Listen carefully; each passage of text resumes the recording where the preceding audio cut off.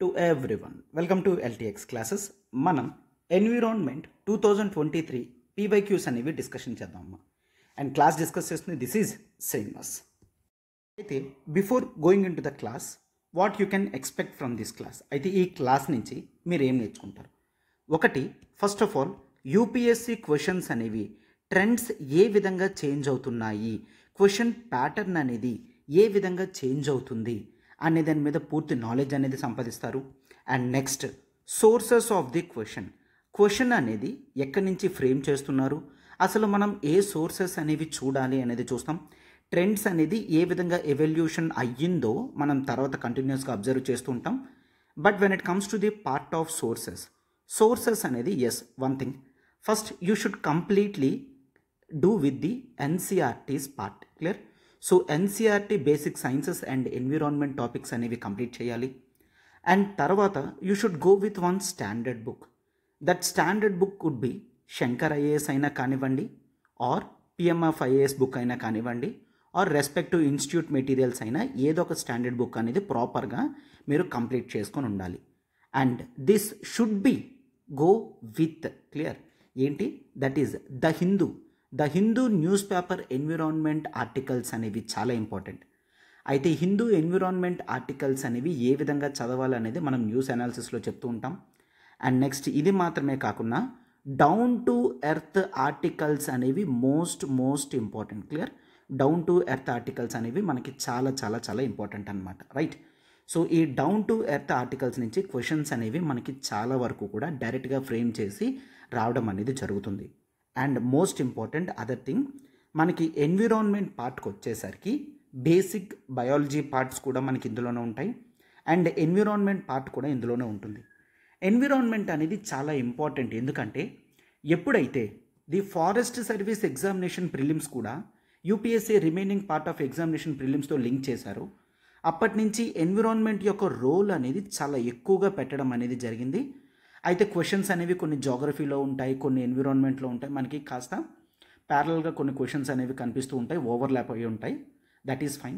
మనం ఓవరాల్గా ప్రతి టాపిక్ని కూడా డిస్కషన్ చేస్తాం కాబట్టి 1 ఇయర్లో ఉన్న 100 క్వశ్చన్స్ ప్రతిదీ కూడా మీకు డివిజన్స్ కింద ఏ పార్ట్కి ఆ పార్ట్ మనం కవర్ చేయడం అనేది జరుగుతుంది. Right? Yes. So environment role అనేది మనకి చాలా చాలా ఇంపార్టెంట్. సో అయితే ఈ ఎన్విరాన్మెంట్ రోల్లో స్టాటిక్ పార్ట్తో మాత్రమే కాకుండా కరెంట్ అఫైర్స్ టాపిక్స్ అనేవి మనకి చాలా important. Clear?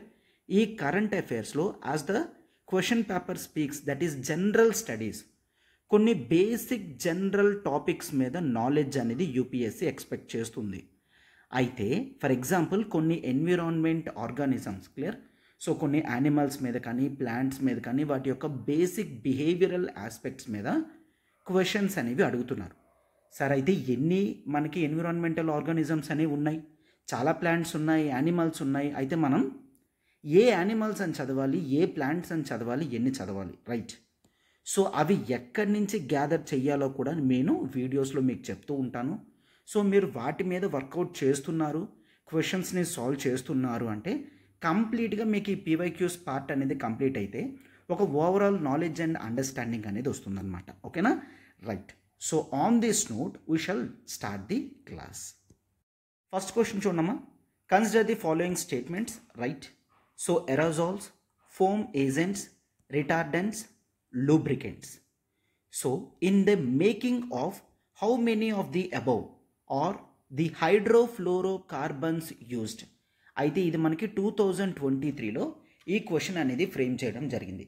First of all ఈ క్వశ్చన్ని మీరు చూసిన వెంటనే చాలామంది రైట్ అయితే ఆన్సర్ ఏంటి, ఇక్కడ మనకి దేంట్లో యూజ్ అవుతుంది అని చాలా వరకు కూడా మీరు కన్ఫ్యూజ్ అయ్యే ఛాన్సెస్ అనేవి ఉన్నాయి. రైట్? ఎస్. అయితే ఇఫ్ యూ అబ్జర్వ్ హైడ్రోఫ్లోరోకార్బన్స్ అంటే ఏంటో నాలెడ్జ్ వస్తే ఈ హైడ్రోఫ్లోరోకార్బన్స్ అనేవి ఎక్కడ యూజ్ చేస్తామనేది తెలుస్తుంది. సో ప్రతి పార్ట్కి కూడా కాస్త బ్యాక్గ్రౌండ్ అనేది ఇంపార్టెంట్. అది మనకి ఇక్కడ నాకు టైం అవైలబుల్ ఎంతవరకు రిక్వైర్మెంట్ ఉంటుందో అంతవరకు నేను ఇక్కడ డీల్ చేస్తాను. బట్ ఫుల్ ఫ్లెజ్డ్గా మీకు కంప్లీట్ కాంప్రహెన్సివ్ నాలెడ్జ్ వచ్చినంత వరకు నేను డీల్ చేస్తాను. సరేనా? రైట్. సో ఒక్కసారి చూసుకున్నట్లయితే the time is 1980s. So 1980sలో గ్లోబల్ లెవెల్లో the requirement and the importance of ozone, the O3 అనేది పెరుగుతుందన్నమాట. ఓకేనా? O3 ఓజోన్ యొక్క ఇంపార్టెన్స్ అనేది పెరుగుతుంది. అయితే ఓజోన్ అనేది మనం టూ ఏరియాస్లో చూస్తాం. ఒకటి the tropospheric ozone, clear, tropospheric ozone. And next the other one it is the stratospheric ozone అనమాట. ట్రోపోస్ఫియర్లో ఉంటుంది, స్ట్రాటోస్ఫియర్లో ఉంటుంది. అయితే ట్రోపోస్ఫియర్లో ఉన్న ఓజోన్ అనేది this is harmful, ground level ozone అని కూడా అంటారు. ఇది చాలా హార్మ్ఫుల్, ఇది మనకు ఒక సెకండరీ పొల్యూటెంట్ అన్నమాట, ఓకేనా. అండ్ స్ట్రాటోస్ఫియర్లో ఉన్న ఓజోన్ అనేది this is completely useful and required part. ఏంటి స్ట్రాటోస్ఫియరిక్ ఓజోన్లో యొక్క ఇంపార్టెన్స్ అంటే, right, if you take this is earth. So అయితే ఈ ఎర్త్ చుట్టూ మనకి O3 స్ట్రాటోస్ఫియరిక్ లేయర్లో ఇట్లా ప్రొటెక్ట్ చేస్తుంది అనుకోండి, రైట్. అయితే సన్ రేడియేషన్స్ అనేవి మనకి ఎర్త్ మీదకి వస్తూ ఉంటాయి. Let's take this is sun. So sun radiations అనేవి వస్తాయి. ఈ రేడియేషన్స్లో డిఫరెంట్ ఎమిషన్స్ అనేవి ఉంటాయి. ఆల్ఫా పార్టికల్స్ ఎమిట్ అవుతాయి, that is alpha decay, beta and gamma radiations అనేవి వస్తూ ఉంటాయి. అయితే ఈ రేడియేషన్స్ అనేవి హ్యూమన్ బాడీకి మంచిది కాదన్నమాట, క్లియర్. అయితే ఈ హ్యూమన్ బాడీకి మంచిది కాదు. మనకి ఈ ఓజోన్ ఏదైతే స్ట్రాటోస్ఫియర్లో ఉందో అది ప్రొటెక్షన్ ఇవ్వడం జరుగుతుంది. అందుకని స్ట్రాటోస్ఫియరిక్ ఓజోన్ అనేది మనకి inevitable part for the living కింద మారిందనమాట. అంటే మనుషులు ఎర్త్ మీద బ్రతకాలి అంటే ఖచ్చితంగా ఓజోన్ రిక్వైర్మెంట్ అనేది మనకు కనిపిస్తుంది.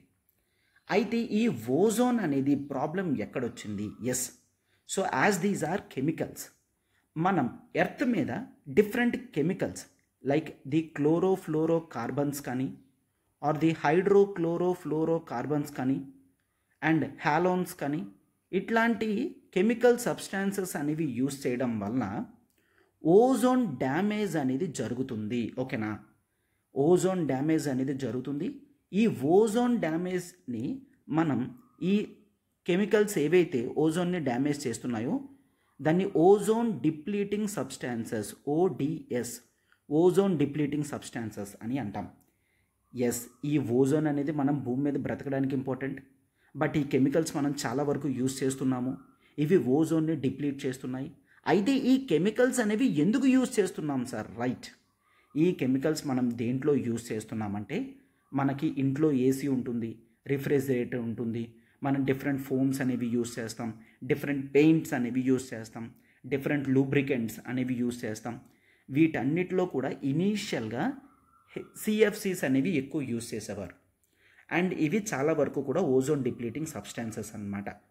అయితే ఈ ఓజోన్ని ప్రొటెక్ట్ చెయ్యాలి అన్న ఉద్దేశంతో we have gone to something that is called the Vienna convention.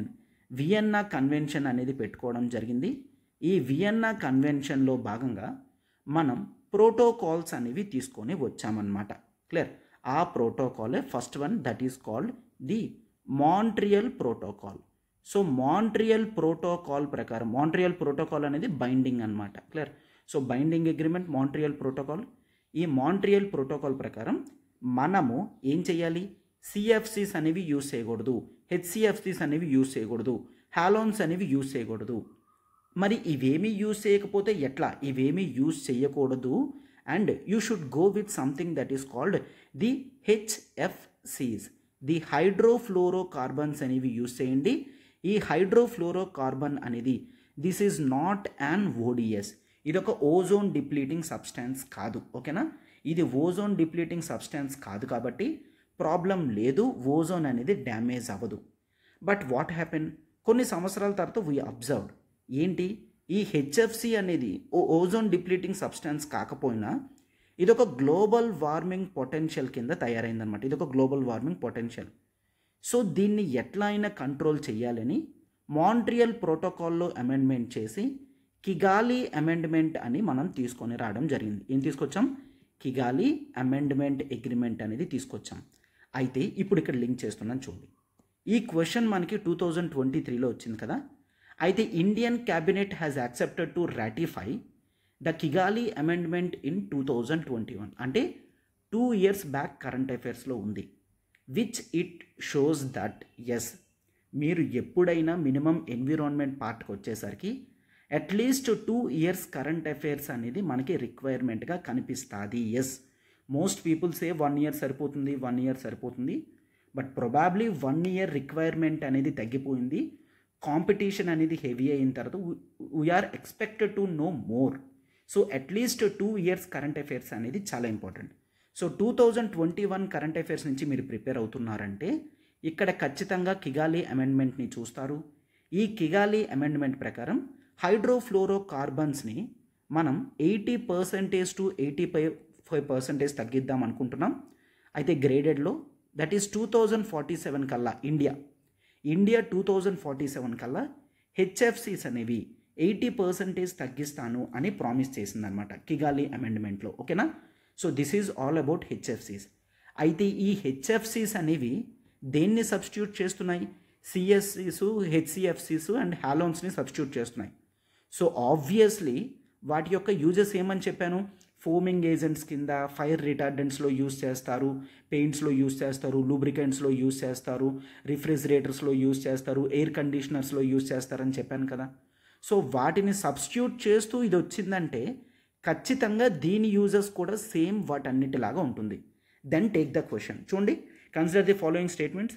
అరోజాల్స్లో ఉంటుంది, ఫోమింగ్ ఏజెంట్స్లో ఉంటుందా, లూబ్రికెంట్స్లో ఉంటుందా, ఫైర్ రిటార్డెంట్స్ అంటే మనకి రెడ్ కలర్ బాక్స్ కనిపిస్తాయి కదమ్మా. సో వాటితో ఫైర్ని మనం ఎక్స్టింగ్విష్ చేయగలం, అవన్నమాట ఫైర్ రిటార్డెంట్స్. క్లియర్? సో అయితే answer is yes, that is very clear. Answer is all the 4. ఈ 4లో కూడా హైడ్రోఫ్లోరోకార్బన్స్ అనేవి మనం యూజ్ చేయడం జరుగుతుంది. So this is all the background and source of the question. Done? Right. Next question చూడమ్మా. The role of biofilters in recirculating aquaculture system, consider the following statements. So biofilters provide waste treatment by removing uneaten fish feed. Biofilters convert ammonia present in the fish waste to nitrates kinda. Biofilters increase phosphorus as nutrient for fish in water. Clear? Right. అయితే మనకి ఇవి options కింద ఇవ్వడం జరిగింది. Yes, this is little bit typical topic. అయితే ఇది మనకి last 1 year current అఫైర్స్లో 2023లో కదా, 2022 కరెంట్ అఫైర్స్లో మనకి ద కొత్త system that is called the recirculating aquaculture system అనేది కరెంట్ అఫైర్స్లో ఉండడం అనేది జరిగింది. అండ్ వేరియస్ న్యూస్ పేపర్స్లో కూడా డిస్కషన్ అనేది దీని మీద జరిగింది, కొన్ని జర్నల్స్ ఆర్టికల్స్లో కూడా. But this is fine. అయితే నేమ్లో కొంతవరకు మీకు రీసర్క్యులేటింగ్ అనేది ఉంది. సో ఆబ్వియస్లీ ఇక్కడ రీసర్క్యులేటింగ్ దీన్ని ఆక్వాకల్చర్ అని చెప్పారు. సో ఆక్వాకల్చర్ అన్నారంటే మోస్ట్లీ మనకి ఫిషెస్ కానీ అండ్ ఫిష్ రిలేటెడ్ యానిమల్స్ ఏవైతే ఉన్నాయో వాటిని మనం గ్రో చేస్తూ ఉంటాం, దాన్ని ఆక్వాకల్చర్ అంటాం. అవునా? అయితే ఇక్కడ వాటర్ని ఇది రీసర్క్యులేట్ చేస్తుంది. డీటాక్సిఫై అంటే అందులో ఉన్న టాక్సిక్ ఎలిమెంట్స్, కెమికల్స్ ఏవైతే రిలీజ్ అవుతూ ఉంటాయో వాటిని క్లీన్ చేస్తుంది అన్న మీనింగ్తో మనం తీసుకోవచ్చు. And it is a complete system. అవునా? సో బయోఫిల్టర్స్ అంటే ఏంటి? బయోఫిల్టర్స్ అంటే here you are using something that is called the biological organisms అనేవి కొన్ని ఉంటాయి, అవి ఫిల్టర్ చేస్తాయి అన్న ఉద్దేశంతో మనం తీసుకున్నామంటే దీన్ని కొంతవరకు మనం ఎలిమినేట్ చెయ్యొచ్చు అన్నమాట. సో అయితే ఇప్పుడు ఈ రీసర్క్యులేటింగ్ ఆక్వాకల్చర్ సిస్టమ్ అనేది ఎట్లా హెల్ప్ చేస్తుందో ఒక్కసారి నేను మీకు డయాగ్రామటికల్గా చూపిస్తాను, చూడండి. దెన్ ఇంకా మీకు చాలా క్లియర్గా ఉంటుందన్నమాట. ఓకేనా? So take this is the RAS అంటే రీసర్క్యులేటింగ్ ఆక్వాకల్చర్ సిస్టమ్ అన్నమాట. So let's take this is the fish tank. అయితే ఈ ఫిష్ ట్యాంక్లో ఇది ఒక క్లోజ్డ్ ఎన్విరాన్మెంట్, దీంట్లో మనం ఫిషెస్ని పెంచుతున్నాం. సో అయితే వీటిలో మనం కొన్ని మైక్రో ఆర్గానిజమ్స్ అనేవి వేయడం అనేది జరుగుతుందన్నమాట. అయితే ఈ మైక్రో ఆర్గానిజమ్స్ అనేవి వాటిని బయోఫిల్టర్స్ అని అంటాం. ఈ బయోఫిల్టర్స్ అనేవి కొన్ని మైక్రో ఆర్గానిజమ్స్ ఉంటాయి. సో ఇవి they are capable of degrading many compounds, కొన్ని కాంపౌండ్స్ని బ్రేక్ చేస్తాయి, అవి హార్మ్ఫుల్ కాకుండా చేయడం అనేది జరుగుతుందన్నమాట. క్లియర్? సో దీంట్లో ఉన్న పొల్యూటెంట్స్ని తగ్గించే విధంగా ఈ కొన్ని మైక్రో ఆర్గానిజమ్స్ ఎడిషన్స్ ఏవైతే జరుగుతాయో అవి మనకి హెల్ప్ చేస్తాయి అన్నమాట. రైట్? సో ఈ మైక్రో ఆర్గానిజమ్స్ యూజ్ చేస్తాము, ప్లస్ వీటితో పాటు లెట్స్ టేక్ ఈ ఫిష్ ట్యాంక్లో మైక్రో ఆర్గానిజమ్స్ అనేవి వేయడం జరుగుతుంది. ఈ మైక్రో ఆర్గానిజమ్స్ అన్నీ కూడా మనకి ఇక్కడ క్లియర్ అయిపోతాయి. అండ్ నెక్స్ట్ అమోనియా అనేది మనకు ఉంటుంది. ఓకేనా? లెట్స్ టేక్ అమోనియా అనేది ఉంటుంది. అయితే ఈ ఎమోనియా అనేది ఈజీ మైక్రో ఆర్గానిజమ్స్తో బ్రేక్ డౌన్ అవ్వదు. క్లియర్? ఈ కాంపౌండ్ అనేది మైక్రో ఆర్గానిజమ్స్తో బ్రేక్ అవ్వదు. Then what we will do, దీన్ని కంట్రోల్ చేయడానికి మనం కొన్ని నైట్రిఫైయింగ్ బ్యాక్టీరియాస్ అనేవి యూజ్ చేస్తాం. Nitrifying bacterias. ఈ నైట్రిఫైయింగ్ బ్యాక్టీరియాస్ అనేవి ఎమోనియాని it will disintegrate into nitrites. Clear? అయితే మళ్ళీ ఇక్కడ బయోఫిల్టర్స్లో మరికొన్ని నైట్రిఫైయింగ్ బ్యాక్టీరియాస్ వేరే టైప్ అనేది వేస్తాము. అప్పుడు ఈ నైట్రైట్ అనేది నైట్రేట్ కింద మారుతుంది. ఎందుకంటే నైట్రైట్ కూడా మనకి ఒక పొల్యూటెంట్ కాబట్టి. Clear? So when it comes to the part of nitrate this is fine. Clear? సో ఇదొక completely recirculating aquaculture system. So fish tanks అనేవి యూజ్ చేస్తాం, మైక్రో ఆర్గానిజమ్స్ని యూజ్ చేస్తాం. ఈ మైక్రో ఆర్గానిజమ్స్ అనేవి డీటాక్సిఫై చేస్తాయి హార్మ్ఫుల్ సబ్స్టెన్సెస్ ప్రొడక్ట్స్ ఏవైతే ఉంటాయో. అండ్ అన్ఈటెన్ ఫీడ్ అంటే ఫిష్కి మనం కొన్ని తినడానికి ఫిష్ ఫీడ్ అనేది వేస్తాం కదా, ఆ ఫిష్ ఫీడ్ ఒకవేళ ఫిషెస్ తినకుండా కొన్ని మిగిలిపోయాయి అనుకోండి, అవి మళ్ళీ రాటన్ అయ్యి కొన్ని కెమికల్ ఆర్గానిజమ్స్ కింద రిలీజ్ కాకుండా ఆర్ మైక్రోబయాలజికల్ గ్రోత్స్ అనేవి కాకుండా ఈ మైక్రో ఆర్గానిజమ్స్ అనేవి ఆ ఫిష్ ఫీడ్ని ఏవైతే మిగిలి ఉన్నాయో వాటిని తినేస్తాయి. సో ఈ మైక్రో ఆర్గానిజమ్స్ అనేవి ఈ హార్డ్ కెమికల్ కాంపౌండ్స్ ఏవైతే ఉన్నాయో వాటిని డీగ్రేడ్ చేస్తుంది అనమాట. ఓకేనా? అండ్ నెక్స్ట్ ఫిల్టరింగ్ స్టేజ్లో అమోనియా అనేది మిగిలిపోతుంది. ఈ అమోనియా అనేది ఇక్కడ బయోఫిల్టర్స్ ద్వారా అంటే ఫర్ ఎగ్జాంపుల్ నైట్రిఫైయింగ్ బ్యాక్టీరియాస్ అనేవి యూజ్ చేసి అమోనియాని ఫస్ట్ నైట్రేట్స్ కింద, తర్వాత మరికొన్ని నైట్రిఫైయింగ్ బ్యాక్టీరియా యూజ్ చేసి నైట్రేట్స్ కింద చేయడం అనేది జరుగుతుంది. ఓకేనా? సో ఇప్పుడు మీకు పూర్తిగా రీసర్క్యులేటింగ్ ఆక్వాకల్చర్ సిస్టమ్ మీద నాలెడ్జ్ అనేది వచ్చింది. ఇప్పుడు క్వశ్చన్ని మీరు అటెంప్ట్ చేస్తే క్లియర్గా మీకు ఆన్సర్ అనేది దొరుకుతుంది అనమాట. ఓకేనా? సో ఒక్కసారి క్వశ్చన్ చూడండి మళ్ళీ. Now try to find this question. So ఈ రోల్ ఆఫ్ బయోఫిల్టర్స్ ఏంటి చూసాం కదా, నైట్రిఫైయింగ్ బ్యాక్టీరియాస్ యొక్క రోల్ ఏంటి అని అడుగుతున్నాడు. మనకి రీసర్క్యులేటింగ్ ఆక్వాకల్చర్ సిస్టమ్ మీద ఇప్పుడు పూర్తి నాలెడ్జ్ అనేది వచ్చింది. అవునా? సో ఫస్ట్ వన్ చూడండి, బయోఫిల్టర్స్ అనేవి they provide waste treatment by removing the uneaten fish feed. చెప్పాను కదా, ఫిష్కి ఏవైతే ఫీడ్ పెడతారో అవి ఒకవేళ తినకపోతే ఏవైతే రిమైనింగ్ ఉంటాయో వాటిని క్లీన్ చేసేస్తాయి, తినేస్తాయని. ఎస్, సో ఆబ్వియస్లీ స్టేట్మెంట్ 1 అనేది మనకి రైట్. నెక్స్ట్, బయోఫిల్టర్స్ అనేవి they convert ammonia present in the fish waste to nitrate. Yes, first అమోనియాని నైట్రైట్ కింద తర్వాత నైట్రేట్ కింద మారుస్తుంది. Yes, this is obviously fine statement. Next, biofilters increase phosphorus అంట as nutrient for fish in the water. No, phosphorus అనేది increase చేయదు. ఇందులో ఉన్న కెమికల్ కాంపౌండ్స్ అన్ని బ్రేక్ చేస్తుంది, ఫాస్ఫరస్ లాంటి టాక్సిక్ కెమికల్స్ని ఎలిమినేట్ చేస్తుంది. సో ఆబ్వియస్లీ థర్డ్ స్టేట్మెంట్ అనేది మనకి రాంగ్. ఆన్సర్ అనేది ఓన్లీ 2 స్టేట్మెంట్స్ ఆర్ ట్రూ అనమాట. ఓకేనా? So yes. నెక్స్ట్ క్వశ్చన్స్కి వెళ్ళే ముందు ఒకసారి చూడమ్మా. ఒకవేళ మీరు యూపీఎస్సీ ఇన్ఫినిటీ ప్రిపరేషన్ అనేది స్టార్ట్ చేస్తుంటే ప్రాపర్ గైడెన్స్ రిక్వైర్మెంట్ అనేది ఉంటుంది కదా. సో దాని గురించి we're starting the GS foundation prelims plus mains program CSAT. దీంట్లో మీకు కంప్లీట్ ఎన్సీఆర్టీ ఫౌండేషన్ అనేది దొరుకుతుంది. కరెంట్ అఫైర్స్ మీకు కంప్లీట్గా యాక్సెసిబిలిటీ డే 1 నుంచి ఉంటుంది. ప్రిలిమ్స్ టెస్ట్ సిరీస్ ఉంటాయి. మెయిన్స్ ఆన్సర్ రైటింగ్ కూడా మీకు డే 1 నుంచి స్టార్ట్ అవుతుంది అనమాట. Clear? So beauty of program NCERT classes ప్రతిదీ కూడా మనం లైన్ టు లైన్ డిస్కషన్ చేయడం అనేది జరిగింది. మీకు స్ట్రాంగ్ ఫౌండేషన్స్కి అది హెల్ప్ చేస్తుంది అనమాట. ఓకేనా? అయితే బ్యూటీ ఏంటంటే కొత్త బ్యాచెస్ అనేవి ఫస్ట్ మే నుంచి స్టార్ట్ అవుతుంది. And we provide the incredible teaching, unbelievable care అనేది ఉంటుంది. అండ్ లైఫ్ టైం వ్యాలిడిటీ అనేది one of the most important beauty of the courses అనమాట. ఓకేనా? సో అయితే మీకు ఆఫ్లైన్ కావాలంటే విశాఖపట్నం బ్రాంచ్లో ఉంది అండ్ మనం ఆన్లైన్ కూడా ప్రొవైడ్ చేయడం జరుగుతుంది. So what I would request you to first ఒక్కసారి డెమో క్లాసెస్ అనేవి యాక్సెస్ చేయండి. సో టేక్ డెమో క్లాసెస్ అన్నీ కూడా ప్రతి సబ్జెక్ట్ కూడా ఒకసారి ట్యాప్ చేసి క్లాసెస్ అనేవి వినండి. Then you can decide. Clear? So demo గురించి ఆర్ ఇంకే ఇన్ఫర్మేషన్ గురించి అయినా you can call to this number 7893899553. Next, yes, ఈ క్వశ్చన్ చూడండి. Consider the following statements. Statement 1, marsupials are not naturally found in India. Statement 2, marsupials can thrive only in mountain grasslands with no predators. అయితే marsupials అని చూసిన వెంటనే yes ఇది ఏంటిది అసలు ప్రిపరేషన్లో మనం ఎప్పుడు వినేలేదు అన్నట్టు ఉంటుంది. అవునా? రైట్. అయితే ఇది స్టేట్మెంట్ అనేది 2023 మనకి క్వశ్చన్ అనేది ఇవ్వడం జరిగింది.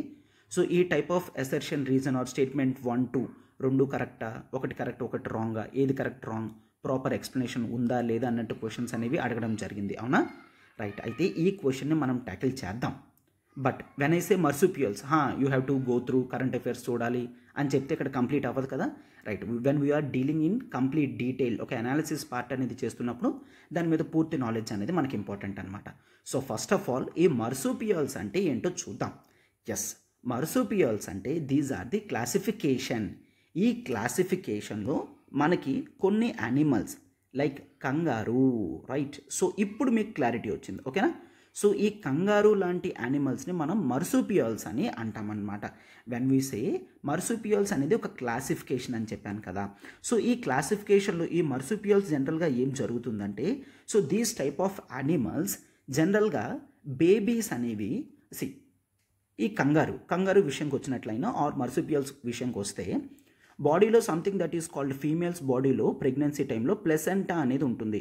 ఈ ప్లెసెంటా అంటే ఏంటంటే, for example let's take this is the womb of the mother. అయితే వూంబ్ ఆఫ్ ది మదర్కి ఒక చిన్న ట్యూబ్ అనేది బేబీకి కనెక్ట్ అయ్యి ఉంటుందన్నమాట. సో దీన్ని మనం ప్లెసెంటా అని అంటాం. సో త్రూ ప్లెసెంటా ఈ లోపల ఉన్న బేబీకి ఫుడ్ అండ్ న్యూట్రిషన్ అనేది వెళ్తుంది.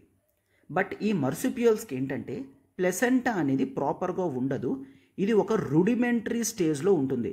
సార్ రుడిమెంటరీ అంటే ఏంటి? రుడిమెంటరీ అంటే nothing but which is not well developed, ఇంకా ప్రాపర్గా డెవలప్ అవ్వలేదు. క్లియర్?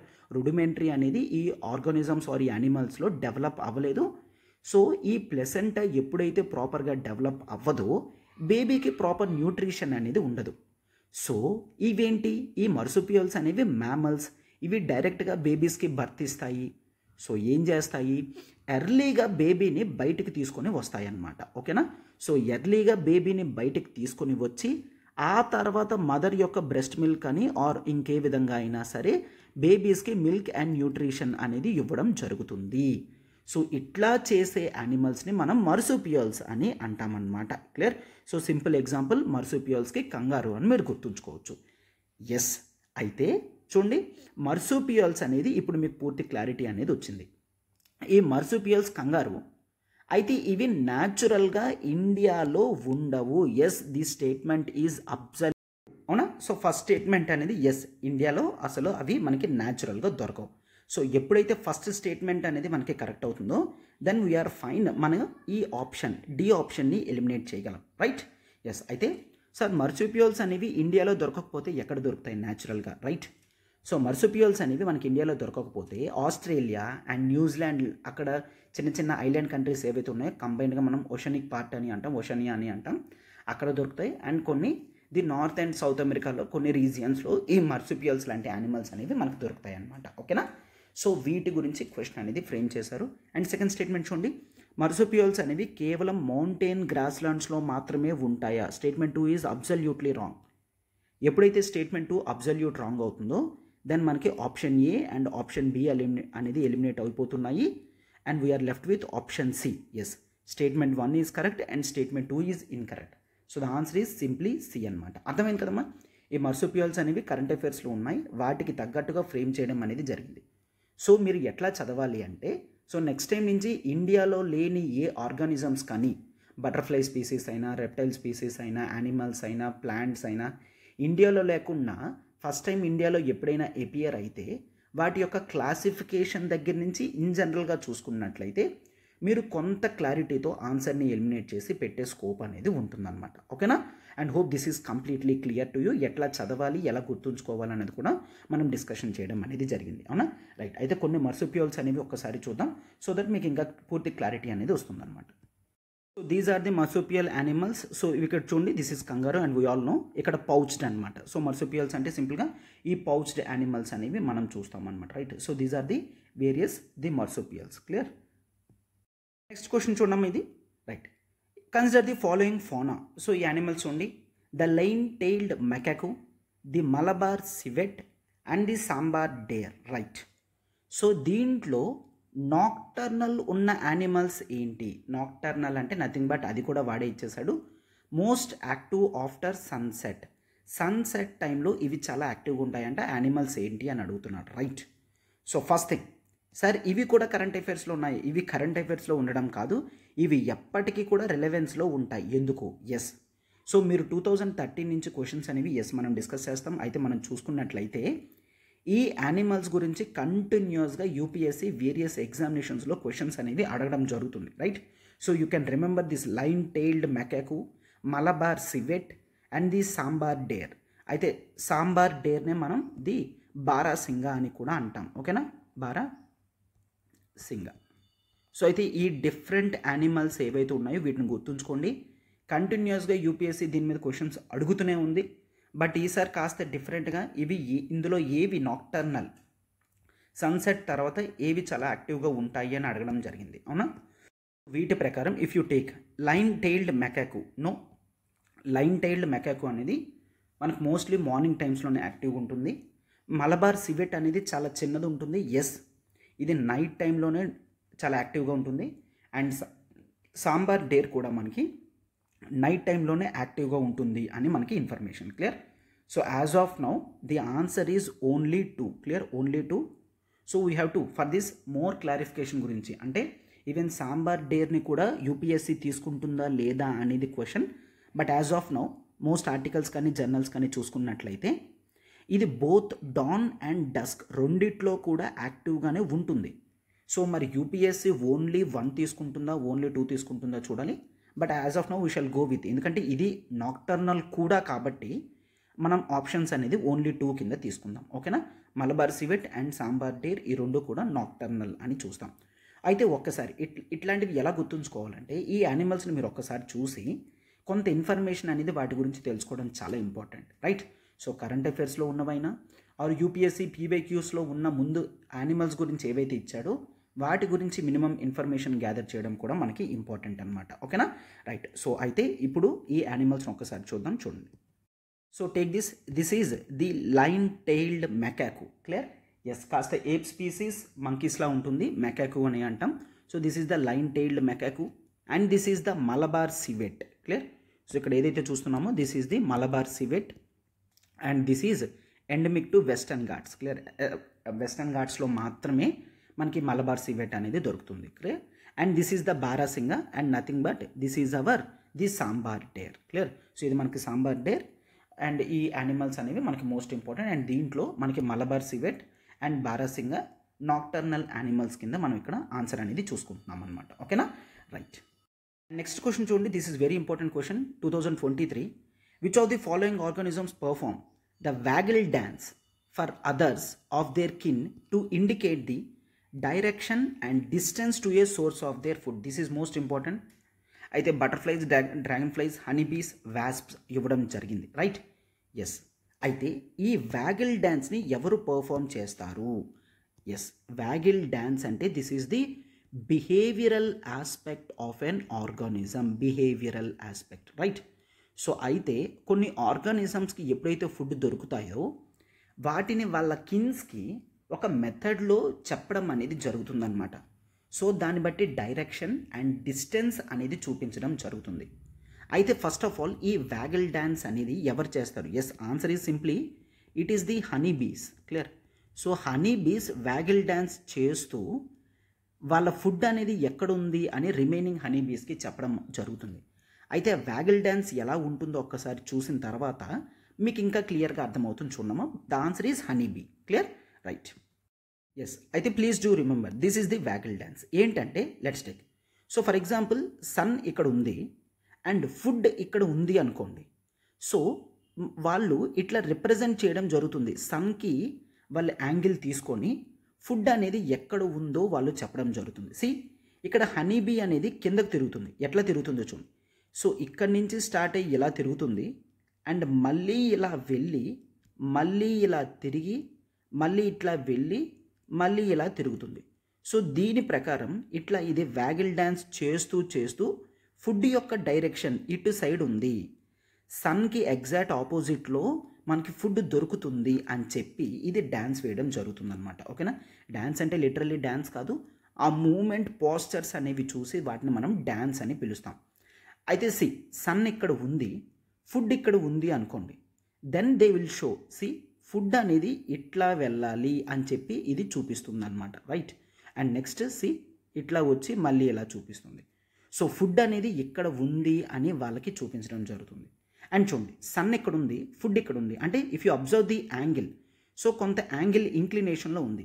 ఇట్లాంటప్పుడు చూడండి వ్యాగిల్ డ్యాన్స్ ఎలా చేస్తుందో, ఇది ఇట్లాగా చేయడం జరుగుతుంది. ఇట్లా చేస్తూ ఇట్లాగా తన డ్యాన్స్తో ఫుడ్ అనేది ఈ యాంగిల్లో కొంత ఇంక్లినేషన్తో యాంగిల్లో ఉంది అని ఫుడ్ చూపిస్తుంది అనమాట. Right? Yes. So this is most important, the waggle dance. అయితే సార్ ఇట్లా చాలా యానిమల్స్ ఉన్నాయి కదా, వాటి యొక్క బిహేవియరల్స్ మూమెంట్స్ అనేవి మనకి చాలా ఇంపార్టెంట్ అంటే no, you will be shocked. మనకి డౌన్ టు ఎర్త్ ఆర్టికల్లో 1 year బిఫోర్ కరెంట్ అఫైర్స్లో ది హనీబీ యొక్క వ్యాగిల్ డ్యాన్స్ గురించి రిపోర్ట్స్ రావడం జరిగింది. Literally down to earth news ఆర్టికల్స్లో ఈ వ్యాగిల్ డ్యాన్స్ని కవర్ చేయడం జరిగింది. దాన్ని ఇన్స్పిరేషన్గా తీసుకొని యూపీఎస్సీ క్వశ్చన్ చేయడం జరిగింది. ఈ స్టేట్మెంట్స్ అనేవి డైరెక్ట్గా దాని నుంచి పిక్ చేసినవి. ఓకేనా? సో ఈవెన్ మనం సోర్సెస్తో కూడా క్వశ్చన్స్ని కవర్ చేస్తున్నాం. Hope this is completely clear. మీకు పీవైక్యూస్తో పూర్తి అనాలిసిస్తో మనం చూసుకున్నట్లయితే మీకు ఎగ్జామినేషన్స్లో ఆన్సర్ని ఎట్లా సాల్వ్ చేయాలో కూడా క్లియర్గా అర్థమవుతుంది. అందుకే మనం కాస్త డీటెయిల్గా డిస్కషన్స్ అనేవి చేస్తున్నాం. రైట్? ఎస్. ఒకసారి చూడమా, UPSC prelims PYQs last 10 years మనం డిస్కషన్ చేయడం అనేది జరుగుతుంది. కోర్స్ ఫీచర్ ఏంటంటే ప్రతి క్వశ్చన్ని కూడా వీడియో ఎక్స్ప్లెనేషన్తో, పీడిఎఫ్ కూడా ఇవ్వడం జరుగుతుంది ఎక్స్ప్లెనేషన్తో. And beauty of the course ఏంటంటే మీకు నెక్స్ట్ ఈ క్వశ్చన్స్ అన్నీ కూడా క్విజెస్ రూపంలో దొరుకుతాయి విత్ అన్లిమిటెడ్ అటెంప్ట్స్. పీవైక్యూస్ అన్నీ కూడా క్విజెస్ రూపంలో ఉంటాయి. సో దట్ మీరు ఎప్పుడైనా ఎన్నిసార్లు అయినా టాపిక్ వైజ్ మీరు వాటిని అటెంప్ట్ చేసే స్కోప్ అనేది దొరుకుతుంది. ఫర్ ఎగ్జాంపుల్ ఎన్విరాన్మెంట్ చదువుతారు, ఎన్విరాన్మెంట్ పీవైక్యూస్ చేస్తారు. పాలిటీ చదువుతారు, పాలిటీ పీవైక్యూస్ అన్నీ చేయడం జరుగుతుంది. So that me preparation style, strategy ఎంతవరకు ఉంది, ఎట్లా ఉంది అనేది మీకు క్లియర్గా తెలుసుకోవడానికి హెల్ప్ చేస్తుంది. అయితే ఇనాగరల్ ఫీజ్ కింద మనం 5,000 rupees కోర్స్ వర్త్ అనేది కేవలం 1,000 rupeesకే లాంచ్ చేయడం అనేది జరిగింది. And you have seen our explanation also. Right? Yes. అయితే మనకి ఇది లైఫ్ టైం వ్యాలిడిటీతో కోర్స్ అనేది వస్తుందన్నమాట. రైట్? అండ్ మీకు ఏ డౌట్ ఉన్నా ఈ నెంబర్కి మీరు కాల్ చేయగలరు, 7893899553. క్లియర్? అయితే కోర్స్ గురించి పూర్తిగా we have discussed few here and remaining questions అనేవి మనకి ఈ ప్రోగ్రాంలో డిస్కషన్ చేయడం అనేది జరుగుతుందన్నమాట. ఓకేనా? అయితే మీ కోర్స్ గురించి ఏ డౌట్ ఉన్నా మీరు ఈ నెంబర్కి కాల్ చేయగలరు.